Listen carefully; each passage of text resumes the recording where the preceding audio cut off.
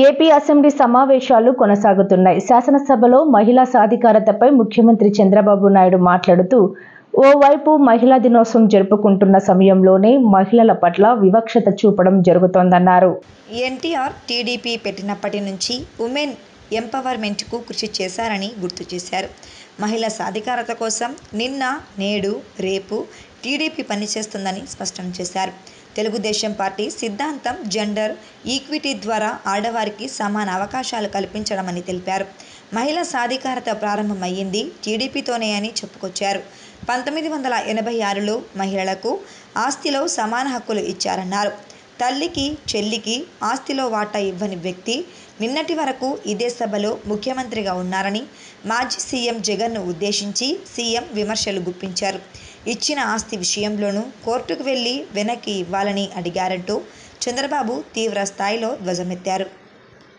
Telugu Desam party సిద్ధాంతం gender equity ద్వారా ఆడవారికి సమాన హక్కులు కల్పించడం ద్వారా వారిని ఆర్థికంగా, రాజకీయంగా, సామాజికంగా పైకి తేవాల్సిన బాధ్యత మనందరిపైన ఉంది. ఇప్పటికి కూడా మనం వివక్ష చూపిస్తూనే ఉన్నాం. ఎవరైనా మహిళలను చూస్తే మనకందరికి కూడా ఒక చిన్న చూపు, మీకేం తెలీదు, మీరుండండి అనే విధంగా మాట్లాడుతున్నాం. రెండో విషయం మీరు చూస్తే అధ్యక్ష, చిన్నప్పుడు తల్లిదండ్రుల పైన ఆధారపడతారు, పెద్ద అయిన తర్వాత భర్తల పైన ఆధారపడతారు, మళ్ళీ ముసలి వాళ్ళైతే పిల్లల పైన ఆధారపడతారు. కానీ ఎప్పుడు కూడా వివక్ష చూపిస్తూనే ఉంటారు. అందుకే ఈరోజు గర్వంగా చెప్పగలుగుతున్న మహిళా సాధికారత ప్రారంభమైంది తెలుగుదేశం పార్టీతోనే ప్రారంభమైందని చెప్పి కూడా గర్వంగా చెప్పగలుగుతున్నారు. 86లో అధ్యక్ష మహిళలకు ఆస్తిలో సమాన హక్కు ఇచ్చాడు ఎన్టీ రామారావు గారు. అంతవరకు వారసత్వంగా మనం ఒక్కసారి చూస్తే ఆస్తిలో సమాన హక్కు లేదు.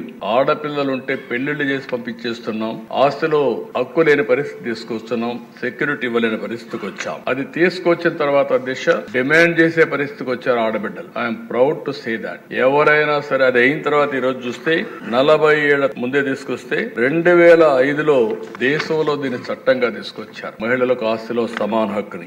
అయితే మన రాష్ట్రంలో మనం అందరం గుర్తుపెట్టుకోవాల్సిన అవసరం ఉంది. తల్లికి, చెల్లికి ఆస్తిలో వాటా ఇవ్వని వ్యక్తి నిన్నటి వరకు ఈ సభలో కూర్చొని ముఖ్యమంత్రిగా ఉన్నాడంటే ఏ విధంగా సభవో నాకైతే అర్థం కావడం లేదు. నేనేదో విమర్శించాలని విమర్శించడం లేదు. ఇచ్చిన వాటాల మీద కోర్టుకు పోయి అది కూడా ఇవ్వను అనే పరిస్థితి వచ్చారంటే ఇంకా ఆస్తిలో సమాన హక్కు మీద మాట్లాడడం గాని, మహిళల గురించి మాట్లాడే హక్కు అలాంటి వ్యక్తులకు ఉంటుందా అని అడుగుతున్నాను అధ్యక్ష. ఎందుకంటే అధ్యక్ష ఈరోజు మనందరం ఒకటి గుర్తుపెట్టుకోవాల్సిన అవసరం ఉంది. రాజకీయాల్లో ఉండే మనం ప్రజలకు జవాబుదారితనం, మనం ఆదర్శంగా ఉండాలి. మనం ఆదర్శంగా ఉండి ప్రజలకు కూడా ఆదర్శమైన విధానాలకు స్ఫూర్తినిచ్చే బాధ్యత మన పైన ఉంది. అలాంటి వ్యక్తులు తల్లికి కూడా నేను వాటాలు ఇవ్వలేదు, లేకుంటే నేను మార్చుకుంటున్నాను, ఇది నా వాటా అని చెప్పే పరిస్థితికి వచ్చారంటే చాలా బాధేస్తుంది. కనీసం సభ్యత ఆ విషయం కూడా మర్చిపోయి ఇలాంటి చేసే పరిస్థితికి వచ్చారు.